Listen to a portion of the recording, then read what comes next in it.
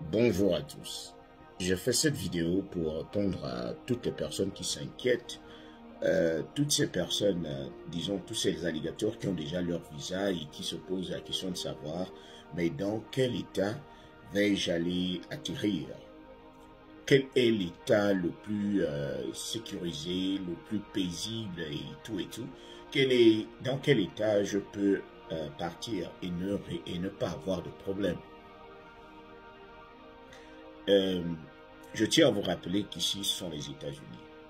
Les États-Unis ne sont pas très loin ne sont pas très différents de l'Afrique. Il y a des problèmes partout. Il y a des problèmes partout. Il y a des problèmes que vous allez rencontrer et que vous n'avez pas planifié, que vous n'avez pas causé non plus, mais vous allez les rencontrer. Il y en a aussi d'autres qui sont, disons, sur 100%, il y a 90% des problèmes qui vont vous arriver par rapport à votre comportement.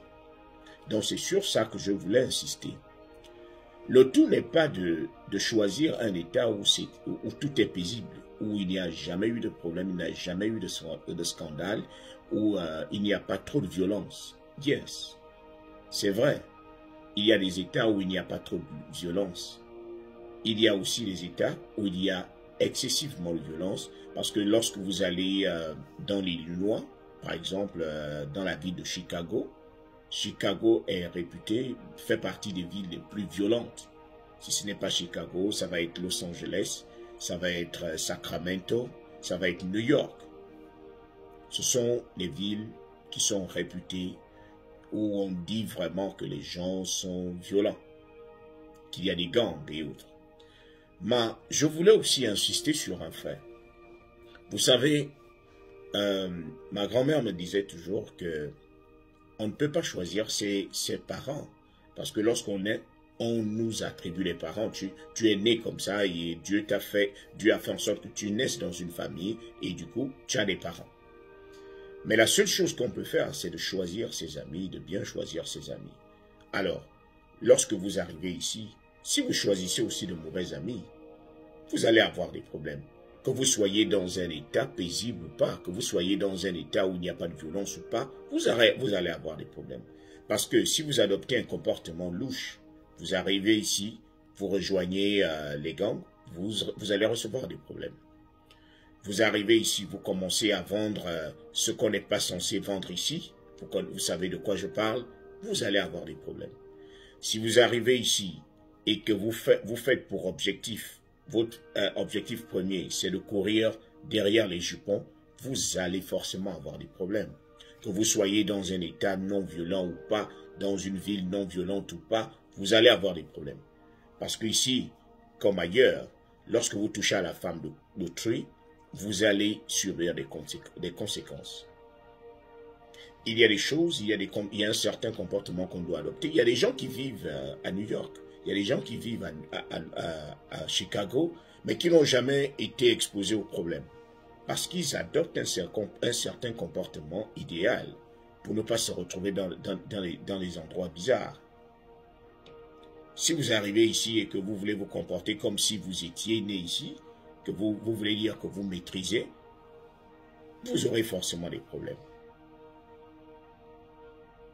Donc, il y a forcément un comportement à adopter pour éviter les problèmes. Que vous soyez dans un état, il y a forcément un comportement qu'il faut adopter, que vous soyez dans une ville violente ou pas, une ville où ça tire de partout. Moi, je suis bien en Floride. Floride aussi est réputée, mais connue comme étant un état très violent. Mais j'y vis. Je suis là. Pourquoi? Parce que je sais ce que j'ai à faire, je sais ce que je suis venu faire aux États-Unis. Il y a des choses il y a certains groupes que je ne peux pas rejoindre. Il y a certains comportements que je n'adopte pas pas parce que je ne peux pas faire, mais parce que j'ai un certain objectif, j'ai une certaine ligne à suivre. Mon objectif premier, c'est pas de me retrouver, de faire des vidéos où je suis dans des bars, dans des boîtes de nuit tous les jours. Non. Parce que ce n'est pas mon objectif. Ce n'est pas que je critique ceux qui vont dans les boîtes de nuit, mais ils savent comment ils vont, comment ils gèrent cela pour ne pas avoir des problèmes. Tout le monde n'est pas pareil. Moi, ma meilleure façon de m'éloigner de certains problèmes que je ne peux pas contrôler, c'est un peu cela. Adopter un certain comportement. Et beaucoup le font ici. À New York, il y a des gens qui vivent depuis des années, ils n'ont jamais eu un problème ni avec la police, ni avec les gangs, ni avec qui que ce soit. Ils sont dans leur coin. Moi, je suis exposé aux problèmes tous les jours. Mais à un certain moment, je sais comment manager, je sais comment éviter les problèmes. Ici, moi, je sais déjà que lorsque tu arrives ici, il faut savoir te battre. À n'importe quel moment, tu peux te retrouver à te battre.